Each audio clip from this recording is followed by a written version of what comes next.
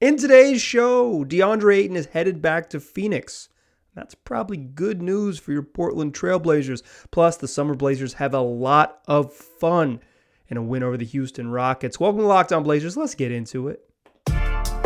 You are Locked On Trail Blazers, your daily Portland Trail Blazers podcast. Part of the Locked On Podcast Network, your team every day.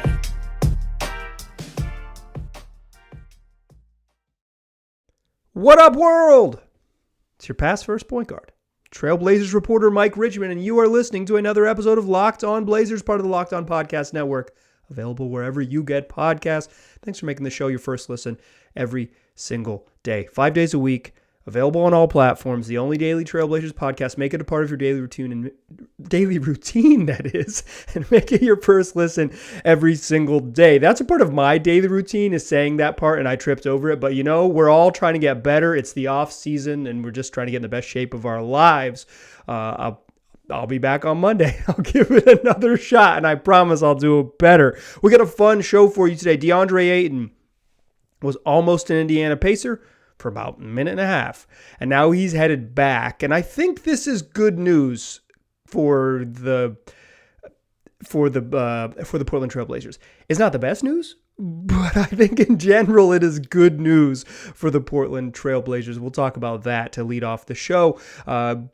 Blazers game was fun. Jabari Walker continues to be as just like the type of player it's easy to fall in love with. I thought Keon Johnson played well, and just in general, the Blazers played a fun summer league game, and I want to spend an ode to the sort of joys of Vegas basketball to close the show, and I'll tell you all the confusing tiebreakers and how the Blazers can win a championship again this summer, bring it back to the glory days of the summer of 2018. But let's talk Deandre Ayton here first to kick things off. Quite a day in news broker land. Let's actually go through this because I found it pretty funny.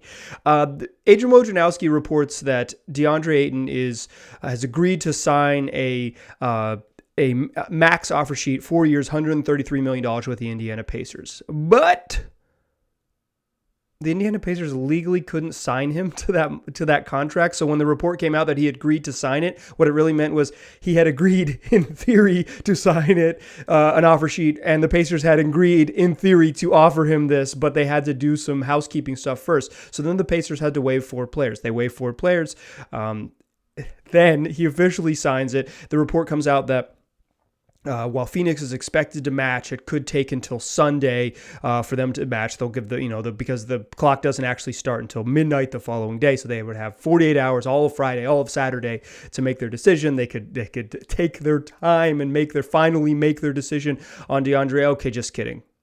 That was Adrian Wojnarowski's tweet. Within about 30 seconds of that tweet, Shams Charania tweets out that the Phoenix Suns match the offer sheet. Deandre Ayton's going back to Phoenix, and then Shams follows that up and says the Suns always made it clear that they were prioritizing, I don't know exact language, but prioritizing and wanted to retain Deandre Ayton.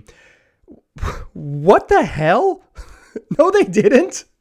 They could have just signed him. They could have just given them money, right? Like, it didn't need to do this offer sheet madness. This was what are you doing, Suns? Like, what a bizarre thing. Here's why I think it's good news for the Blazers. There's a couple reasons. The best news for the Blazers would be if the Suns just had let him leave and let him sign with the Pacers, because then a team that is like a championship caliber team when fully healthy, the Suns are still going to be really good. I know they went out in the playoffs like some punks and they look terrible, and there's some concern about Chris Paul. Regular season wizard wears down as you get late into the season, pretty good for the first 80 games, not good after game 85. He's 37 years old. How is that trend going to stop? Sure, that's real. But the Suns are really good. Went to the NBA Finals and then were the best team in the West all year long. And Deandre Ayton's 24. He can be part of that championship team still. Absolutely still a championship team if him back keeps him in the mix. If he'd gone to the Pacers, the Suns would have had no recourse to replace him because they don't have cap space. They could sign him with bird rights. They weren't going to magically be able to sign centers. They were going to have, cheap centers to replace him. If he had left, they would have been worse. They would have been out of the championship window. They would have no longer been a championship contender and merely like an intriguing team in the bottom half of the Western Conference playoffs. They would have taken a precipitous dive, even if Ayton is clearly their third best player.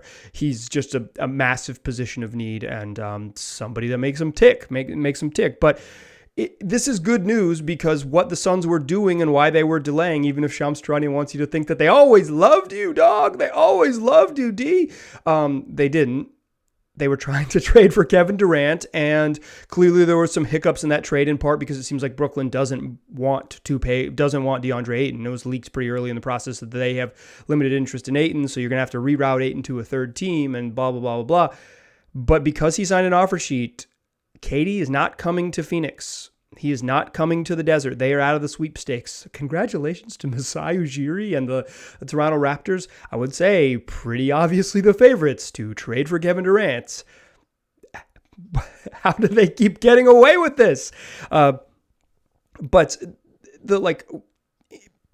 more than just out of the KD sweepstakes, signing someone to an offer sheet puts more wrinkles in it. If a player signs an offer sheet with another team and then it's brought back to their incumbent team, as with the way restricted free agency works, they have a full year, not to veto trades. It's like a full year no trade clause, because if you come back against your will, like if you sign somewhere else and come back, the way the CBA protects you is that you cannot be then traded. You get right to veto trades for a full calendar year. This happened with Alan Crabb when he was signed with the Nets and then came back. Shout out to AC for getting $75 million. So DeAndre Ayton, you can't just easily trade him. Also, if you sign a restricted free agent contract, the earliest you can be traded is January 15th. That means DeAndre Ayton is a Sun until January 15th, and then he gets to decide if he wants to be traded or not. They can't just flip him. And I don't think the vibes are particularly good in Phoenix. 24-year-old who you declined to offer a max contract last summer, you bring back. Then there's the way the season ended was messy, and Monty Williams, benching him at the end of a game where they're getting blown out, and then saying we handled that internally, and then the way he specifically did not mention DeAndre Ayton as part of the core moving forward at exit interviews. Maybe a slip of the tongue, maybe a very pointed omission, intentionally so. I'm picking the latter one, quite frankly, because I think Monty Williams is super duper smart. Yeah, it's messy. And then they don't offer him a contract. They'll say, if you're a max player, go out and find it, dog. Go out and find the max money. He did, and they matched it immediately because they had no choice. They didn't want this to happen this way. What are you doing, Suns? I will say this. Indiana got played a little bit. They had to cut 4 players, and they didn't get anything for it. They had to create this max slot, and they didn't get anything for it. And the Suns, the max contract offered by another team is smaller than the max contract with it's less total money, less years, and the less total money is because the raises are smaller each year. The Suns paid DeAndre Ayton less than they would have. It worked out for them financially. They got the scheme worked. I don't know if this was their ultimate plan or whatever to save themselves some money over the course of a 4-year deal. I think they just wanted to trade him and do something different. But the sign and trade never truly materialized based on probably what they were asking and what other teams wanted. And this is just sort of the general market for who could create cap space to sign a center to a $30-some million contract. The Suns maybe won in the long run if you're into that, in terms of they paid DeAndre Ayton a little bit less money and they got to retain him and all of that. But this is messy and this looks bad. And I think this is why it's good news for the Blazers. No KD. And the Suns, while they're still going to be very good, are in a spot where just they have bad vibes. Vibes aren't everything. And I think if anyone can sort of smooth this over, it's Monty Williams. But I don't think Monty Williams and DeAndre Ayton got along very well. And I think everything the Suns, all of the messaging the Suns sent to their third best player all summer was, we don't want you, but if we get stuck with you, fine. Now they're stuck with him and they kind of have to, I don't know, launder lies through major newsbreakers in the league or try to do this behind closed doors. This was a misstep by Phoenix, even if they save themselves a little money. And I think Phoenix having less outs to upgrade the roster and less outs to just straight up trade DeAndre Ayton for something else and try to do this another way, limited opportunities to do that is good for the Blazers, because I think a team having turmoil, even if they're okay, I read that as a positive. And a team, specifically a team that have a really good chance to land Kevin Durant, one of the 5 best players in the world, one of the best players in the history of the sport, that's good that they're off the table, that he's probably going to go to the Eastern Conference now. Miami or Toronto, probably your favorites. Like this, that's good news for the Blazers. I wouldn't spin this as like a great victory for Portland, but like I think the way this played out is probably good for them. Best case scenario obviously is that like the Suns just don't match because they're too cheap, and it's like, but they couldn't do it. You can't do it. You can't lose a number 1 overall pick for nothing while you have a championship window. You can't do it. They boxed themselves into this mess, and the Pacers called their bluff, and they had to do it. And they're in a little bit of a messy situation. They're in a messy situation before. If you're following what's going on with Robert Sarver, he doled out the cash. We'll see what happens with their ownership situation, and we'll see what happens just with the vibes in general. Chris Paul does not seem like an easy person to be a coworker with if he does not like you. Good coworker if he likes you. Really difficult coworker if he doesn't. I hope he likes Deandre Ayton, because if you got CP and Monty Williams who are not in your corner and you have to go to work every day, what a tough job to attend. All right, let's talk Blazers Summer League. That game was fun. Like, I think it was legitimately an entertaining game, particularly if you didn't get annoyed by the tangents that the announce crew was going on. But if you could get over them talking about UPS and hummus, the basketball on the court was pretty entertaining. Let's talk about that in the second segment. But first, I want to tell you about BetOnline, the fastest and easiest way to bet on all your sports action. Whatever you're looking for. Summer League. You can bet on all the games, all the Summer League games. You can bet on Major League Baseball that's rolling along. You can bet on soccer here in North America. That's the MLS or the NWSL. You can bet on tennis. You can bet on golf. You can bet on combat sports. Plus, if you go to their website, betonline.net, you'll find info to make you a more informed bettor so you can have a better chance of winning some money. Go take advantage today. That's BetOnline, where the game starts. All right, let's talk Blazers Summer League. Deandre Ayton was the news of the day, certainly the news of the day, but Portland's still chugging along in the exhibition season in Vegas, and I thought this game was pretty entertaining. They haven't always had entertaining Summer League games this stretch. This one was Blazers still pretty sloppy with the ball, still turning the ball over a bunch, but some highlights, a Trent Watford dunk that came out of nowhere, Jabari Walker pass that I will rewatch 200 times because it was that entertaining, and a great Keon Johnson game. Keon is still a little erratic with his decision making. I believe he turned the ball over 6 times in this game. Blazers won, and we'll talk about that later. But again, Summer League, limited box score. Keon, still a little erratic, and his decision making still leaves something to be desired. But he made his pull-up jump shots tonight. And when he does that, he looks like a better player. He hit 4 3-pointers and finished with 25 points and 4 boards. He was 8 of 13 from the field. A lot of getting himself free with his own dribble and making jumpers. If he can do that, he is like that's his path to being a good NBA player. He's a good slasher. He's not a good finisher around the rim yet, but he's a really good slasher, a really good athlete. And I think that can come because getting yourself to the rack is like something like 70% of the equation, and finishing once you get there is the other 30%. But that first 70% is hard. And he can get himself to the rim against set defenses, against a single defender. Like he's got blow by speed. He's got just like one step burst that other folks don't, and he can do that. But his path to being like a viable NBA player is the shooting. That's what it's going to take. And some of it is the decision making with the ball in his hands, which still, like I said, leaves a little something to be desired. But I think the best version of Keon, I've said this on an earlier podcast during Summer League, but I'll say it again, is like the best version of Keon is a point guard, but there is a path for him to play at either guard spot if he can shoot.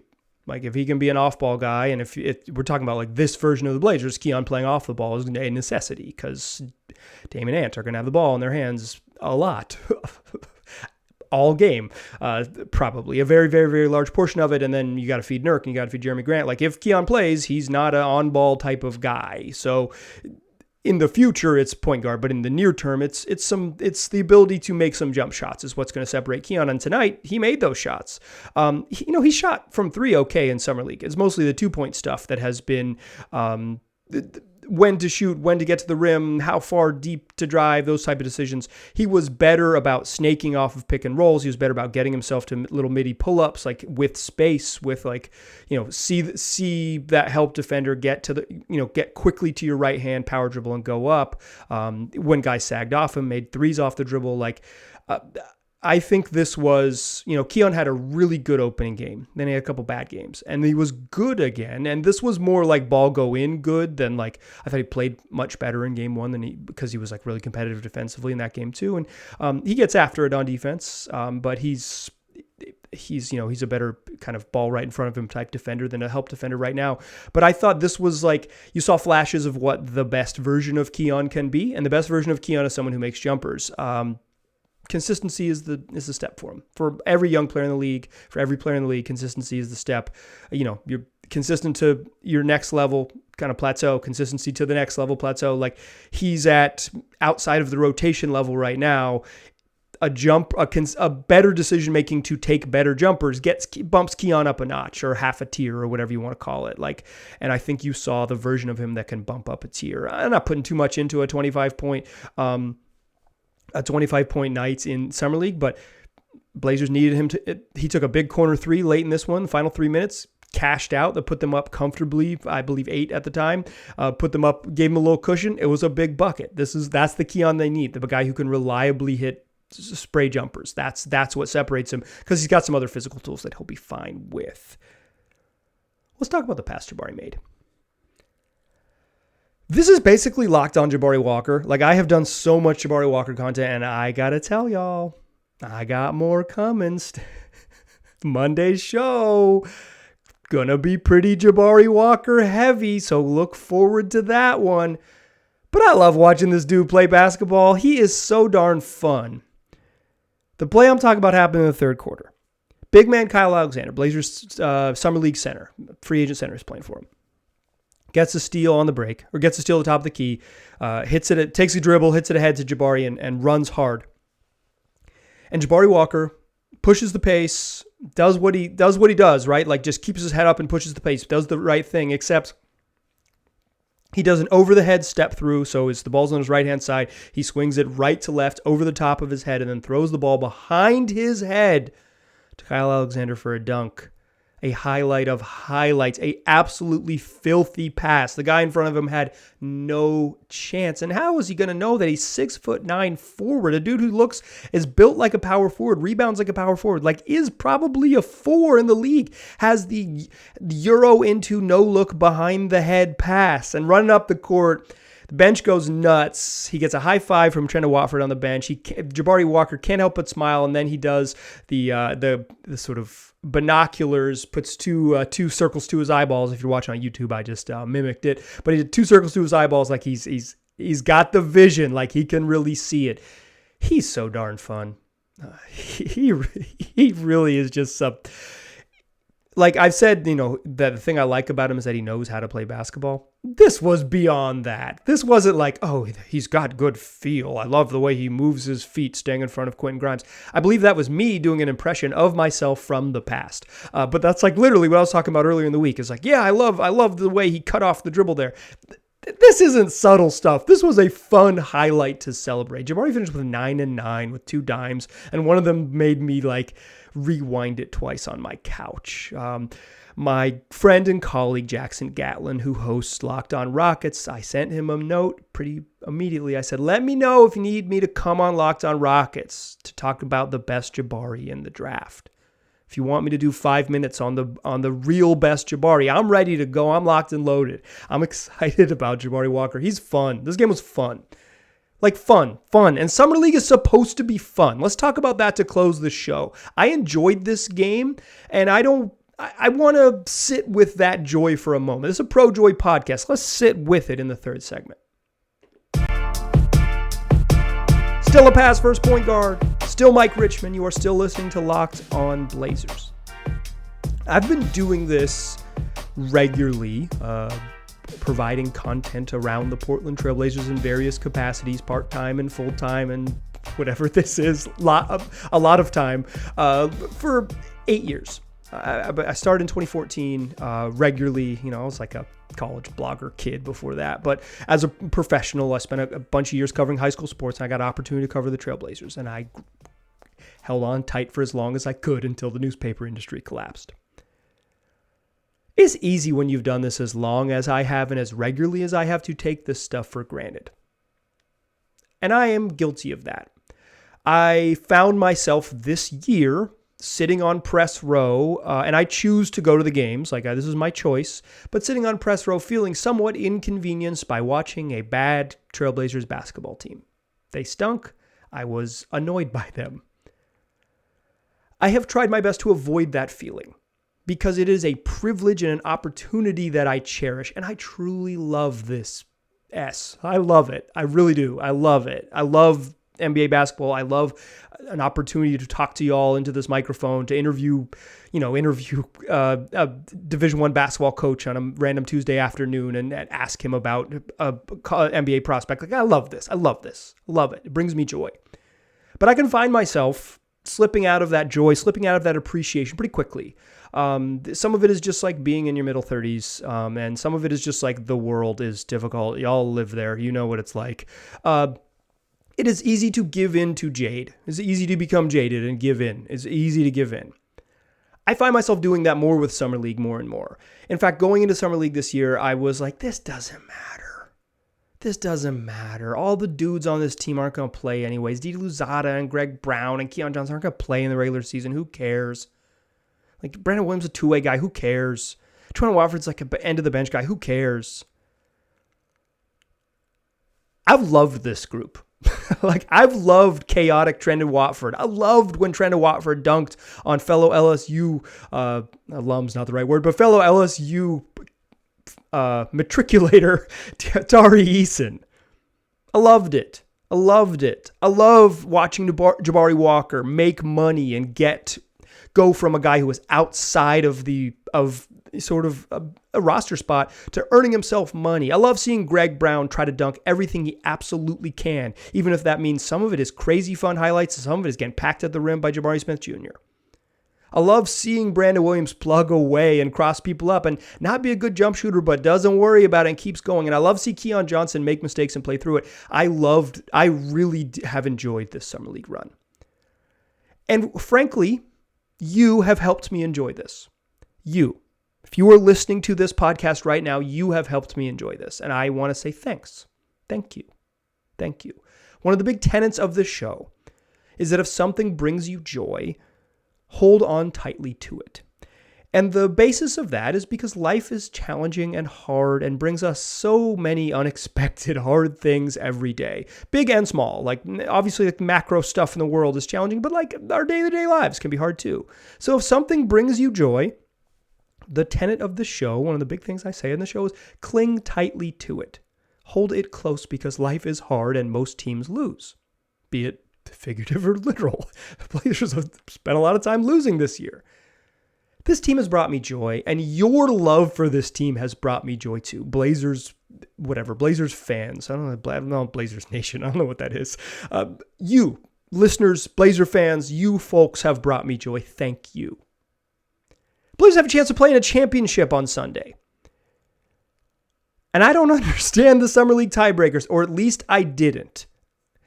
And then, because you all on my Twitter feed and in my inbox and on the YouTube comments were so excited about this team and this group, I said, you know what? Let's talk about championships. If you're watching on YouTube, right over what is my right shoulder, but my left shoulder, or excuse me, my left shoulder for in real life. I got confused because the video is mirrored, but it says the Blazers are going to win the championship on a small sticker I have. TVAG, TWTC. It's a classic algorithm that you all know. The Blazers are going to win the championship. Here's how it works. If the Blazers they've taken care of their business, but instead of a Summer League tournament this year, the two teams with the best record or the best point differential, depending on the tiebreakers, go and play in the finals. Right now, the Blazers sit behind the New York Knicks, and they've got 4 teams to hold off. Those games are Friday night. The Blazers will not play Saturday. Regardless, their last game is Sunday. Whether it's the championship or not will depend on the outcomes of Friday night's game. So here, dear Blazers fans who are getting excited about this along with me, have really helped me rekindle my joy of Summer League, avoid being jaded, and enjoy the exhibition season. Here's what you got to root for on Friday night. The Pelicans can win by no more than 3 points. If they lose, cool. If they win, 3 or less. 3 or less. Suns got to win by 9 or fewer. Phoenix 9 or fewer. Indiana 13 or fewer. And Toronto 15 or fewer. Pacers win in a blowout. Bad news for Portland. Raps win a blowout. Bad news for Portland. Suns win by double digits. Bad news for Portland. There is a scenario. So it's point differential for multi-teams. There is a scenario where the Pelicans win by 4 points. They would have the exact identical differential as the Blazers. If it becomes a 2-team tiebreaker, by virtue of the head-to-head tiebreaker, the Blazers are in, baby. They're in. They would advance over New Orleans. But if it's multi-team tiebreaker, points first. So you got to root Pels no more than 3, Suns no more than 9, Pacers no more than 13, Raptors no more than 15. Did it take me too long to figure that out? It did. It did. It took me about as long as it did to record this entire show, about a half hour, to figure out the tiebreakers for it and look up the schedules and do a little bit of the math. Am I confident that I got 100% right? No. But I think I got about 95% right. You want New Orleans, Phoenix, Indiana, and Toronto to lose. That's the simplest strategy to get the Blazers into the finals. Those teams lose, bing, bang, boom, Portland's in, no problem. But if they win, point differential will come up. Blazers are going to win the championship Sunday night. They're going to play. I'm recording. I'm recording this Thursday evening, but this is Friday, July 15th show. Next time I talk to you, I'll tell you a scheduling thing. But by Monday's show, we will know, and I'll just call it now.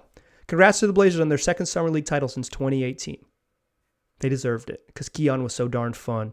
And Greg Brown, finally started to channel some of that athleticism to positivity. And Trent Watford continues to be a bizarre but multi-talented forward. And Jabari Walker is the steal of the draft. And you know what? Colby Ross ain't too shabby off the bench. And I'm getting ahead of myself. I'm kidding. But I'm not a big rah-rah guy on here. I don't even really consider myself a Blazers fan. But sure, let's do it. Go ahead and win the championship. I'm rooting for them. Okay, the scheduling note you need to know. Jabari Walker's going to be on the podcast on Monday. He's going to join me for an interview that we're going to actually record before the Blazers play on Sunday. So that will be in your feed. I'm going to just post it on Sunday afternoon. I'll post it Sunday during the day. That's when I post Monday's show. If you don't know, typically Sunday I record around 10 a.m. and sometime in the noon hour. The show usually goes up on YouTube and also in your podcast feeds. Jabari Walker, Blazers rookie, going to be on the show. You're going to see him right here in your video screens on YouTube or listen to him in your audio feeds wherever you get him. Do not miss the show. Don't miss it. Tell your friends to come back too. Come back and listen. Or if they're regular listeners, tell them to make sure they check this one out. If they've never heard, tell them to check out Locked On Blazers, available wherever you get podcasts, also on YouTube. This is going to be a fun one. I'm excited. I've talked about Jabari Walker so much. I'm excited to get a chance to talk to him via video conferencing, but face to face, and pick his brain. He's a really good interview from what I've watched on from folks who were there in Vegas interviewing face-to-face. I'm excited to share a little bit of have him share his insight with you and share his personality with you, the listeners. Do not miss that one. I'm excited about it. I hope you are too. That'll be Monday's show. So next time I talk to you, I won't know if the Blazers have won the championship, but if they do, I don't know.